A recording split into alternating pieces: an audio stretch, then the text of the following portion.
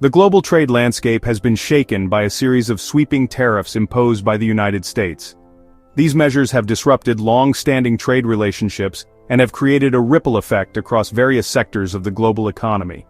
In March 2025, the Trump administration announced new tariffs targeting a wide range of countries, marking a significant escalation in trade tensions.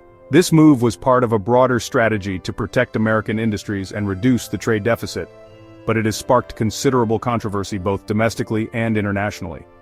These tariffs, dubbed Liberation Day tariffs, have sent shockwaves through the global economy. Stock markets around the world have reacted negatively, with significant declines in major indices.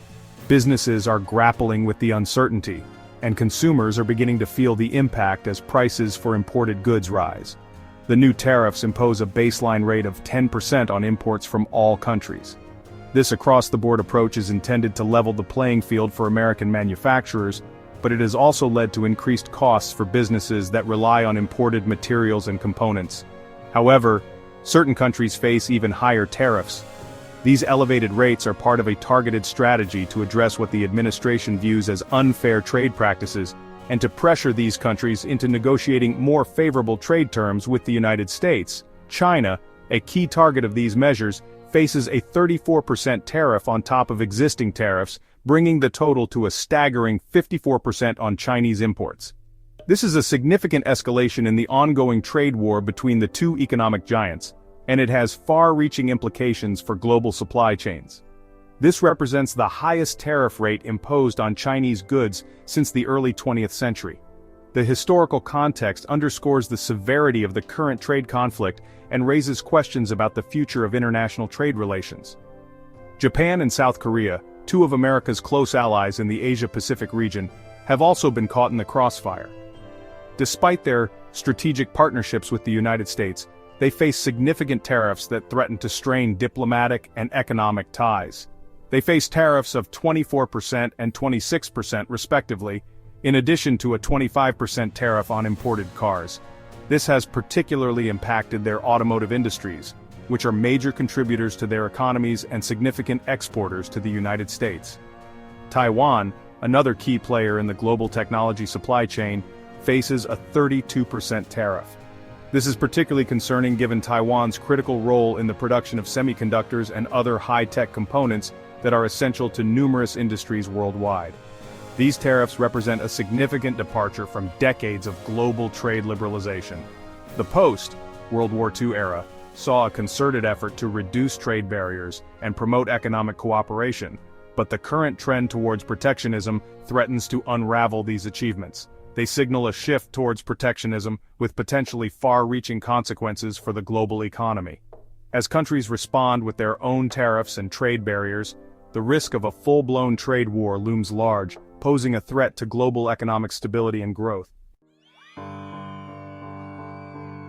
China wasted no time in responding to the US tariffs. Beijing has denounced the tariffs as unilateral bullying and vowed to take all necessary measures to protect its interests. China's Ministry of Commerce swiftly announced retaliatory tariffs targeting key U.S. exports. These retaliatory measures, implemented on April 2, 2025, focus on sectors critical to the U.S. economy. Agricultural products, a major export to China, face significant tariffs.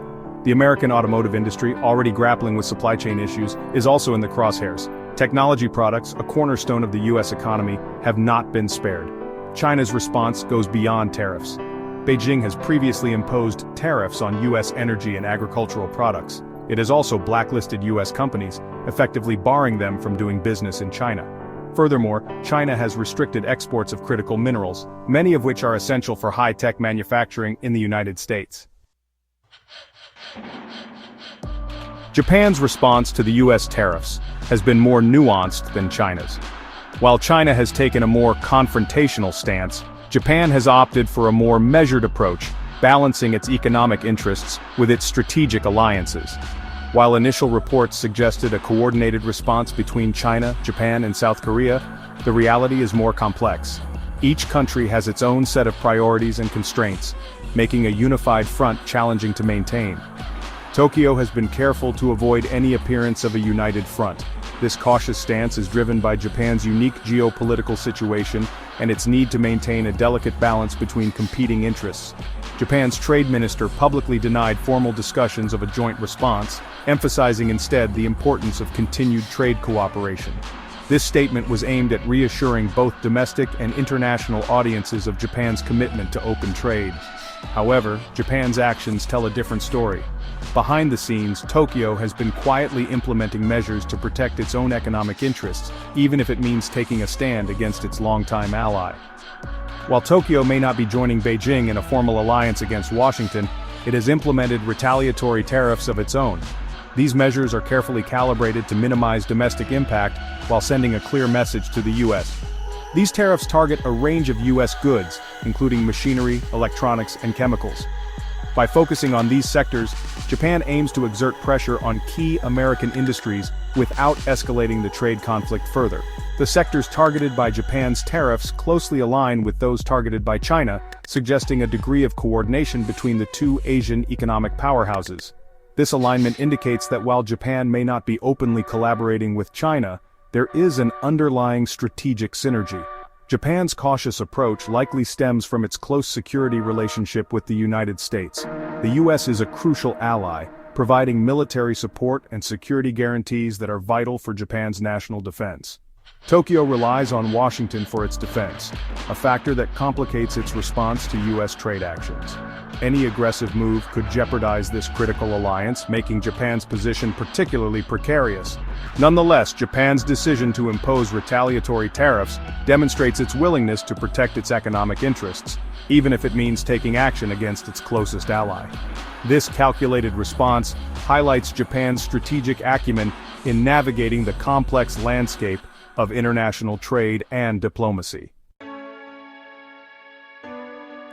Amidst escalating trade tensions, a glimmer of hope emerged from a trilateral economic dialogue held between China, Japan, and South Korea.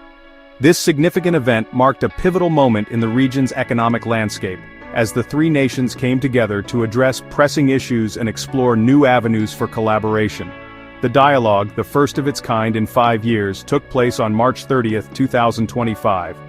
This long-awaited meeting was seen as a crucial step towards mending strained relations and fostering a spirit of cooperation among the East Asian powerhouses. It provided a platform for the three East Asian nations to discuss areas of economic cooperation, particularly in the face of U.S. protectionism. The discussions were comprehensive, covering a wide range of topics from trade policies to technological advancements, and aimed at finding common ground to bolster their economies.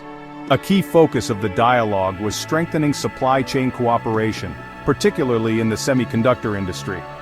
This sector is vital for the technological progress and economic stability of all three countries, making it a top priority in their discussions.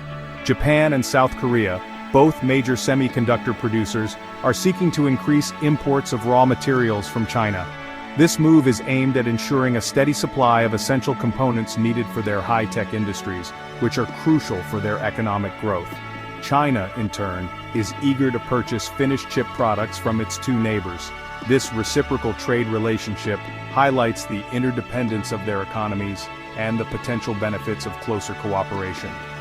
This interdependence in the semiconductor sector could provide an incentive for the three countries to work together to mitigate the impact of U.S. tariffs. By collaborating, they can create a more resilient supply chain that can withstand external pressures and ensure the continued growth of their industries. The dialogue also saw the three countries agree to accelerate talks on a trilateral free trade agreement. Such an agreement would not only enhance trade relations, but also pave the way for a more integrated and robust economic region. Such an agreement, if successful, could create a massive free trade zone in East Asia, further reducing their reliance on the U.S. market. This would allow them to diversify their trade partnerships and strengthen their economic resilience in the face of global uncertainties. As the trade conflict escalates, the effects are felt far and wide. It's not just about tariffs and trade barriers anymore. Local businesses, economies, and even everyday people are starting to feel the strain. It's like a domino effect. One change leads to another, and the ripples spread outwards, impacting everyone in their path. In the end, it's clear that no one is truly isolated from the consequences of global trade tensions. As the trade tensions escalate, internal divisions become more apparent. Political leaders are at odds, industries are split, and public opinion is polarized. The question remains, can unity be found in such a fractured landscape?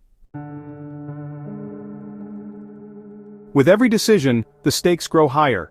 Is this a calculated risk or a grave misstep? Analysts are divided. Some see potential for long-term gains, while others warn of irreversible damage. The uncertainty weighs heavily on all involved. Amidst the turmoil, there are voices calling for diplomacy. Leaders from various sectors urge for dialogue and negotiation. They argue that only through cooperation can a sustainable solution be reached. Will their calls be heeded, or will the conflict continue to spiral? The high stakes of trade wars cannot be overstated. Economies hang in the balance, livelihoods are at risk, and the global market watches with bated breath. The outcome of this conflict will shape the future in ways we can only begin to imagine. The world waits, hoping for a resolution that brings stability and growth.